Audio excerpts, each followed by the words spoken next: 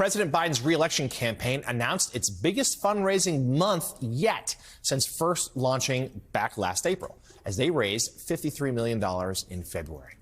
The president's campaign and its affiliated PAC say they have $155 million in the bank to spend. That's up from $130 million in January. The Trump campaign has not yet released its fundraising figures for February, but is expected to be at a significant disadvantage. Joining us now, White House reporter for Bloomberg News, our friend Jordan Fabian. Jordan, good to see you this morning. So let's talk about the cash game. As mentioned, we don't have solid numbers yet from the Republican side, but we believe that President Biden's team will be well up and have a significant advantage. Tell us why they think they were so successful raising money, and how are they going to exploit the cash advantage?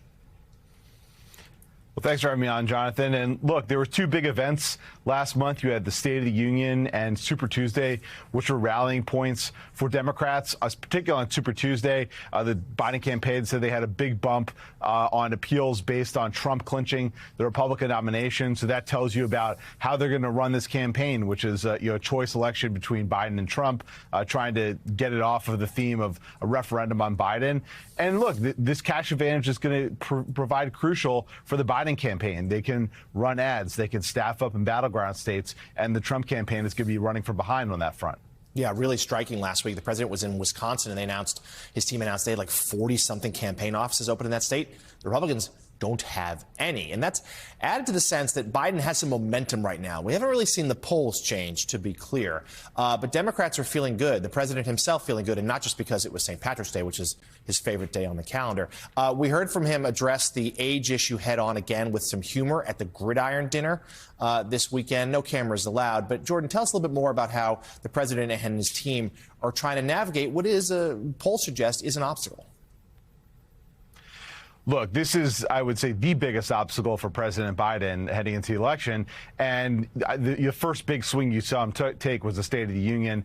You saw the energy, he was speaking very loudly. He was pretty on point throughout the hour that speech lasted. And his campaign advisors have wanted him to take on this question with humor, and that's what you saw at the Gridiron.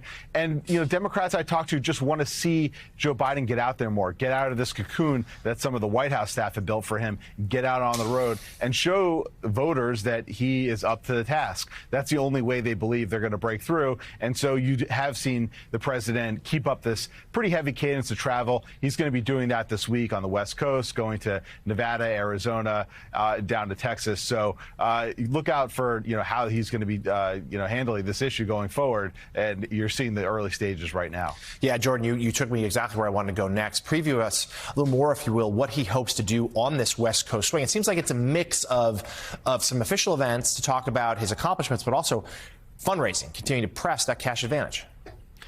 That's right. I mean, there's no other reason a Democratic president's stopping in Texas if not for that reason. But yeah, look, in Nevada and Arizona, these are two crucial battleground states, states that are expected to be pretty close. Nevada in particular is a must-win for Joe Biden. A state heavy with Latino voters, union voters.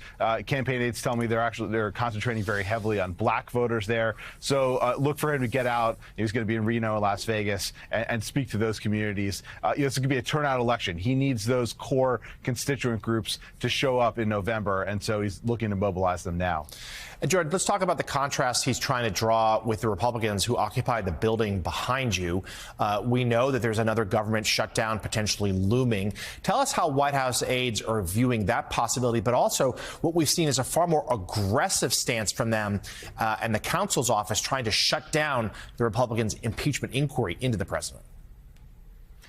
Yeah, I think the White House has become pretty sanguine on the shutdown threat after the first tranche of government funding was passed. I think that fear is abating, even though there are some tie-ups right now. But they are trying to draw a contrast right now with Republicans on the Hill, basically the Harry Truman playbook of running against a do-nothing Congress as an unpopular president. So, hitting them on the impeachment front, and especially also, Jonathan, on this stalled emergency aid package for Ukraine, Israel, and Asian and Pacific allies. They're hitting them every day on that. Jake Sullivan's going to be in the briefing room today at the White House. Look for him to hit Republicans on that as well.